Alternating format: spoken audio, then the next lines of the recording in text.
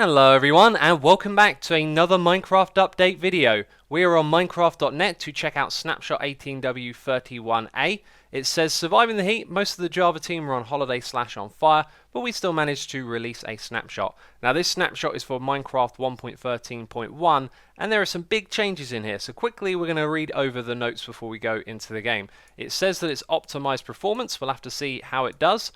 Fish now have a 5% chance of dropping bone meal when killed, fair enough. Conduits are properly waterlogged, I believe that means we can use buckets on them.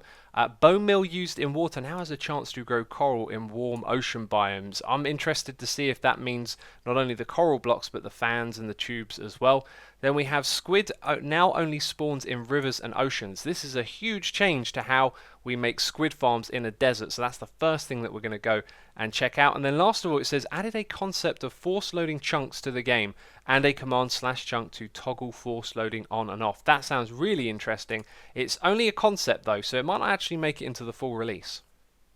So if you know much about farming squid, you'll probably know the ideal location is the desert. The reason being is that there's actually a lack of water for quite some distance. I happen to be next to an ocean, but that's fine. Normally what you'd do is hover up above where the water is, and then you'd be in range of that area for squids to spawn, and something further away like that ocean is probably too far away. So loads of them would spawn here, and then you'd have some sort of mechanism to catch them, right? Well, that's not going to happen anymore because they're only going to spawn in rivers and in oceans. But the thing is, rivers do actually run through deserts, and just a second ago when I came over to this, look at it, there are squids over here. So when it comes to squid farming, what you probably want to now do is try and find a bit of river that is isolated in the middle of a desert, and then you'd have to do the job of building your farm inside of the river biome itself, and then perhaps removing some water from the other parts of the river in the area. So I don't think it's affected the squid farm that much. Another thing that I wanted to point out is sometimes you have areas like this where there's lots of grass and there's no water. That is actually part of a river biome, so you could technically go ahead and build your squid farm in a place like this. Next up is the chunk command that looks really interesting. It has three things inside of it: force, in, and unforce. Now force and unforce should be pretty self-explanatory. If we would like to force load this chunk, first of all we need to know the number of this chunk, and it is the third line down where it says chunk, and then it's the second set of numbers. So if I go to force and type in 89 and 178, we will force load the chunk that we're in right now. So if I set this up with a message, it's going to spam into chat, and then I kill myself, I will go back to the spawn chunks, which is nowhere where we are right now, and you will see the message is continued to be spammed into chat. It's a little bit slow because the game is loading all of the chunks around here.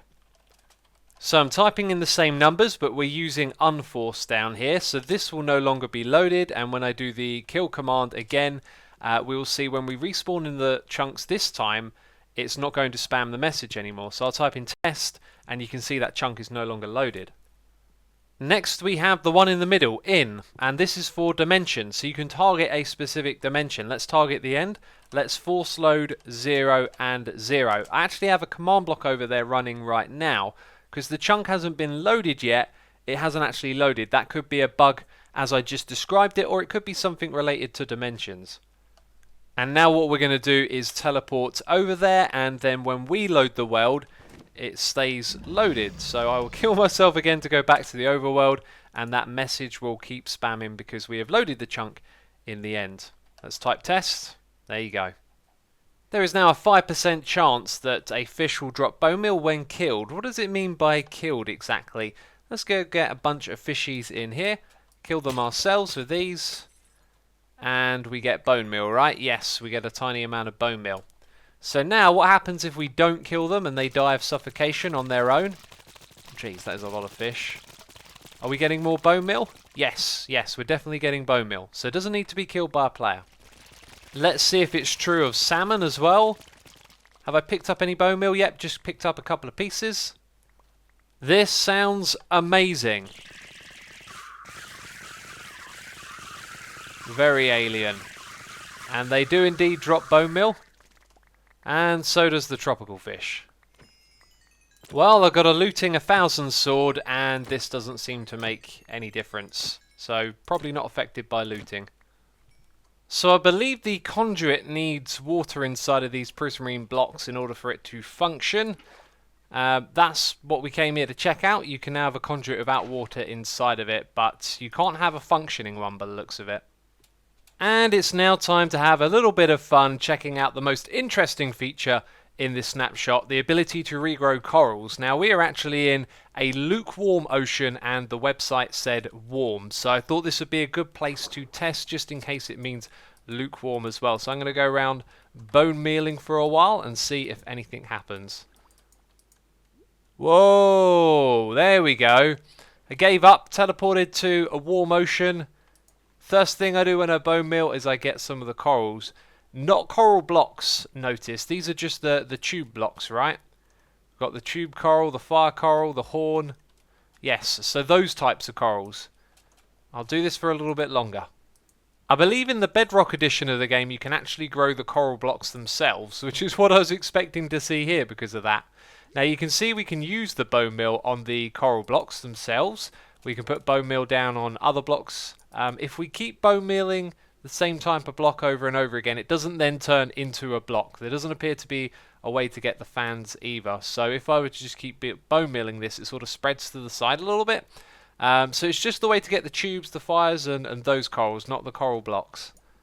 Of course, the question burning in my mind is, can we automate this? The answer is yes. Wow, it works with dispensers. Okay, that's really cool. And last of all, what about the bugs? There's always bugs in this game, and there's bugs being fixed. And one of them is actually a really, really old one, bug 73 if I remember off the top of my head. We've probably all encountered this playing the game. There are some inconsistencies with using maps in item frames, because when you put them in here, it creates that green marker. And sometimes the green marker doesn't actually stay on the map, or it disappears. I read the bug report, I kind of got it, I kind of didn't. But I think you know what I'm talking about. These green things can get a little bit buggy, and supposedly that has been taken care of. So the last note for this video is if you're watching it not long after it's come out, then I'm streaming over on twitch.tv/xisumavoid playing some Hermitcraft. Come and check it out. And if you're not aware, because you're watching this snapshot and you're not subscribed to the channel, Season 6 of Hermitcraft has started, and that's why I am live streaming it. So if you want to check out the live stream, come over to twitch.tv/xisuma. And if you want to watch the first episode of Season 6, there's a link on your screen. But that's it from me, this snapshot video. Thank you for watching, and I'll see you soon. Bye-bye.